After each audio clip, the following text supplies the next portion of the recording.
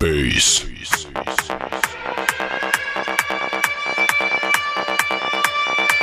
Dawaj, dawaj!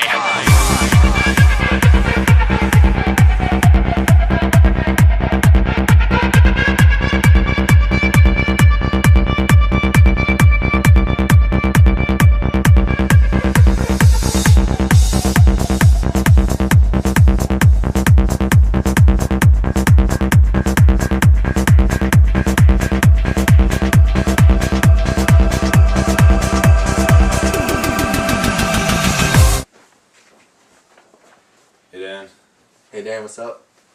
Gareth and Zach here. We're doing blood pressure and its effects on the body.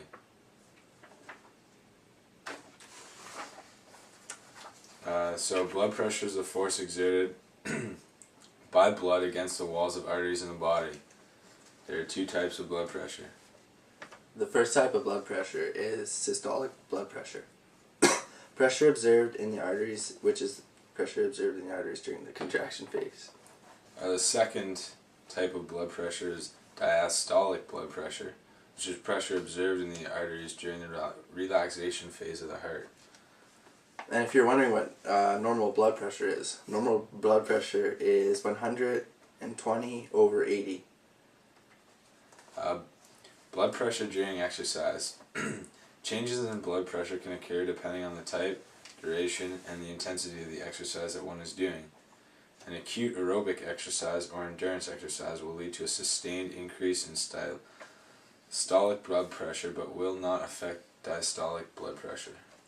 The increase in systolic blood pressure is usually proportional to the level of intensity of the workout. Resistance exercises, such as lifting weights, results in a short but large increase in systolic and diastolic blood pressure. This is also proportional to the intensity of the workout. Blood pressure is commonly used as an indicator of cardiovascular health. Repeatedly elevated levels of blood pressure, also called hypertension, are major risk factors for cardiovascular diseases. Hypertension is described as blood pressure consistently greater than 140/90 mmHgs. Another factor that is important in blood pressure is diet. It is recommended that people who experience high blood pressure or who want to maintain a healthy blood pressure should focus on consuming a diet low in saturated fats and cholesterol and high in fiber and complex carbohydrates. When combined with aerobic exercise, blood pressure will maintain at a healthy rate. Chronic effects of aerobic exercise training can lead to improvement in resting blood pressure in people with moderate to high blood pressure within 3 weeks to 3 months of starting exercise. For anyone else, aerobic exercise is beneficial to the body and blood pressure. The next thing is blood flow distribution. When exercising, skeletal muscle has an increased need for oxygen, and the cardiovascular system attempts to provide the body with the needed oxygen. This is done by altering the distribution of blood. This can be achieved by an increase of cardiac output and redistribution of blood flow.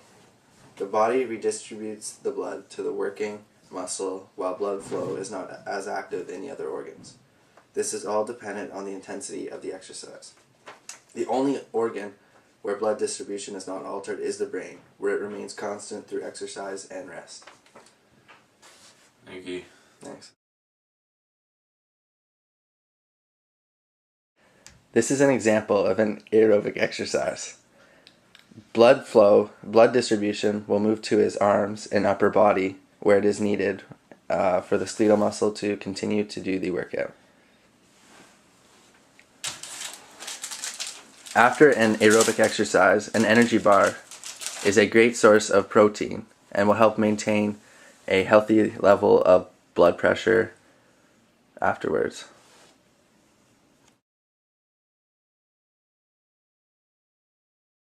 The push-up demonstration is an example of an exercise in a workout that, if only performed for a short period of time, will have an acute effect on blood pressure.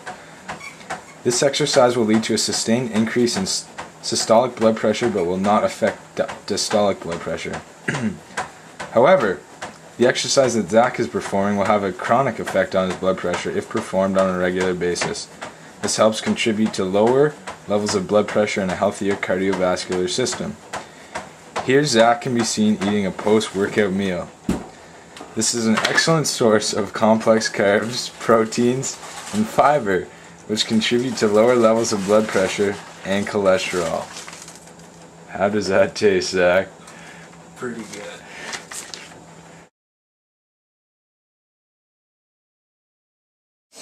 Blood pressure is a commonly used indicator of cardiovascular health. Repeatedly elevated level of blood pressure, also called hypertension, is a major risk factor for cardiovascular disease. Another factor that is important in blood pressure is diet. It is recommended that people who experience high blood pressure or who want to maintain a healthy blood pressure should focus on consuming a diet low in saturated fats and cholesterol and high in fiber and complex carbs.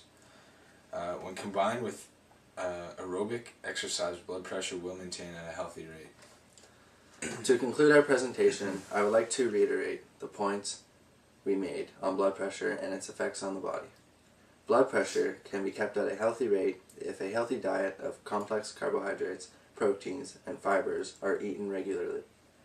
Also, aerobic exercise is a strong contributing factor in blood pressure, as it helps to maintain a strong, healthy cardiovascular system, and in turn, a excellent blood pressure. Thank you. Thanks. Here's my key, philosophy. A freak like me just needs infinity.